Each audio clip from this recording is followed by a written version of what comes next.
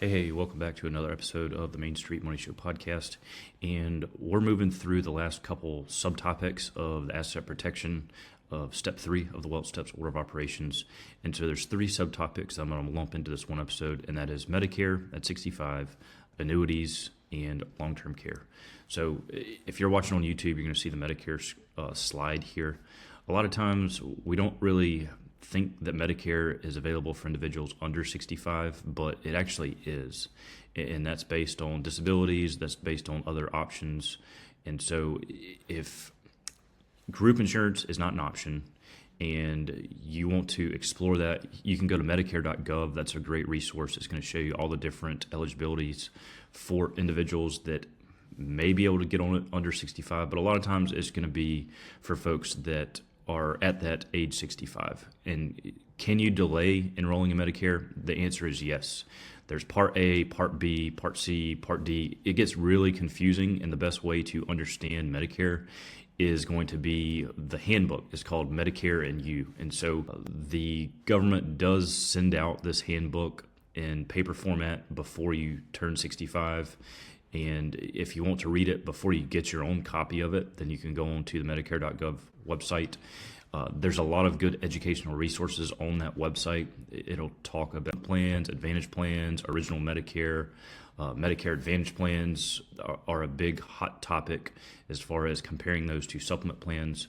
But you, as the consumer, you have to figure out, do you need to stay on your employer plan? Maybe you need to stay on your employer plan for Part B, but you need to go ahead and enroll in Part A. That may be an option. Maybe you need to delay Part D.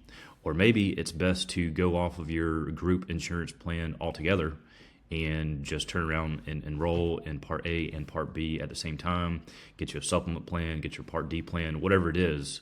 But a lot of times, you as the consumer, you have to figure out, do you need to go on it, and when do you need to go on it? Because if you talk to a Medicare agent, a lot of times, depending on who you speak with, they may go ahead and push you for enrolling whenever it's cheaper for you to stay on your group health insurance plan for another 6 months to a year. And every individual's circumstance as far as Medicare is completely different. So it's just things to consider. I'm really a big fan of the Medicare.gov website. You have to compare Medicare options with your employer coverage if you plan on continuing to work, and that's going to be based off of how big your employer is, if they're over 20 employees or under 20 employees. But it really is a conversation about what's your risk level. Are you willing to roll the dice and pay a little bit more if you lose the bet on which supplement plan you get? So having that conversation for individuals at 65, I do a little bit of Medicare for those individuals that are retired, but I really just enjoy the conversation because it is a retirement conversation. But for the long-term care, there's another couple things that you need to consider about long-term care, and that is, do you need it? What is long-term care? Long-term care is going to be a standalone individual policy that is going to cover your long-term care expenses. Maybe not all of them, but maybe a portion of it. But ultimately what you're doing is you're paying a insurance premium, and in essence, you are hopefully going to avoid spending down your assets, and maybe you can leave that as a legacy or an inheritance to the next generation or to whoever you decide to do it. But ultimately, long-term care is something that you need to plan out well before age 65.